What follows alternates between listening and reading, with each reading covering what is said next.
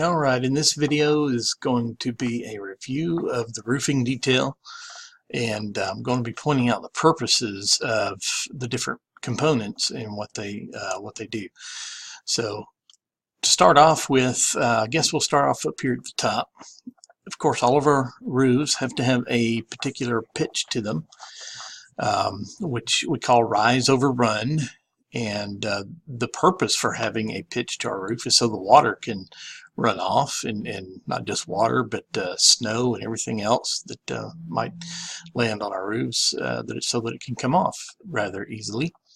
This is a 9 over 12, or 9/12 rise over run. It rises 9 inches for every 12 inches of run. And we have shingles. The shingles, of course, they're more than just shingles. They're made of asphalt material. Most of them are. Sometimes it's a combination of asphalt and fiberglass. Sometimes it's just fiberglass. There's various different types of materials that they can use. Shingles are to protect the structural material under the roof. When it rains or snows or whatever, then that just runs down that very hardy weatherproof material of the roof shingles, and it also kind of helps protect against more solid objects such as hail or sleet or anything of that nature. And of course, it is replaceable about every 20 to 25 years. And again, that comes in different styles or what have you, and different qualities, different colors. Quality is probably the most important, and you would want to know what type of shingles you're putting on your roof, because it will allow the people who are purchasing the home to know how long that roof is going to last. Typically, sometimes after very, very heavy storms, hailstorms, and tornadoes and things like that, the shingles may need to be replaced if they're damaged badly enough. Up under that is OSB decking, 3/4 inch. OSB decking, basically, that stands for Oriented Stranded Board, and that provides a solid surface to basically also to help protect against the elements. Provides a solid surface for the shingles to lay on, and basically so that you have an enclosed house. Pretty much simple as that.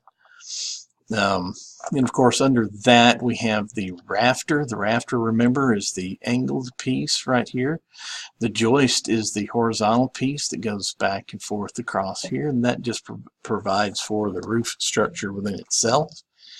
That's how it's all framed up.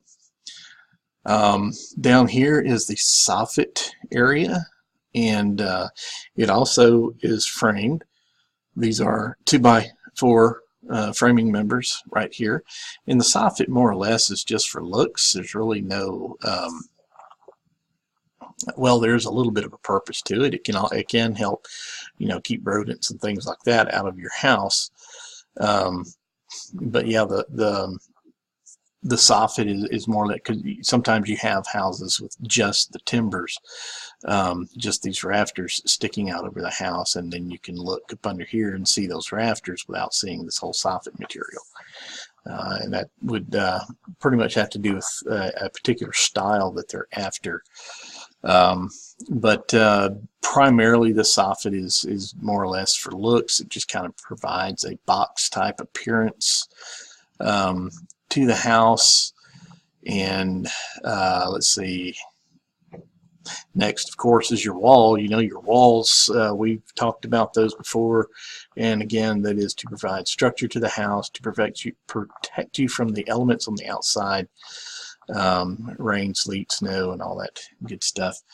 Now we have bricks here, and anytime you have bricks, you have this air gap that's in blue right here in my picture, and that air gap is the purpose of that area is part of the insulation system, but its primary purpose is to provide like a circulation of air, and the bricks or any kind of rock material will develop condensation during the summertime especially, and that condensation will build up and drip. It will drip down the side of the wall, and we don't want that moisture to build up inside of the wall, which is why we put weep holes down at the bottom of the wall.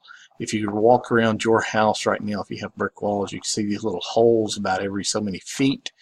There'll be these holes with no mortar in them, and that is so the water can weep out. And again, air circulation. We don't want to close all that air up inside the wall, cause a lot of mold, mildew, things like that. We don't want to rot the wood members out or anything. So that's probably the only thing that's really unique. I'm not really going to ask any questions about the walls. We've covered walls already. You should know what your sheathing is for, and your sheetrock, and of course your timbering. The only additional thing we have here is your insulation. Insulation is basically to prevent the loss or gain of heat into the home. So that protects your home, helps insulate your home, keeps it cooler in the summer and warmer in the winter, to keep that air exchange from happening. But that is pretty much it on your roofing detail. There's actually one other thing, and I'm going to throw in here, well, let's say I won't go over that yet. We'll talk about that one some other time. And don't even worry about what it is. Oh, one other thing I did forget is this drip edge over here. And of course, I also forgot the fascia. The fascia is this board right here in the front. And that's, again, that's just for looks. It kind of is part of the soffit. It hides the timbers, so you're not looking at timbers as you're approaching the house.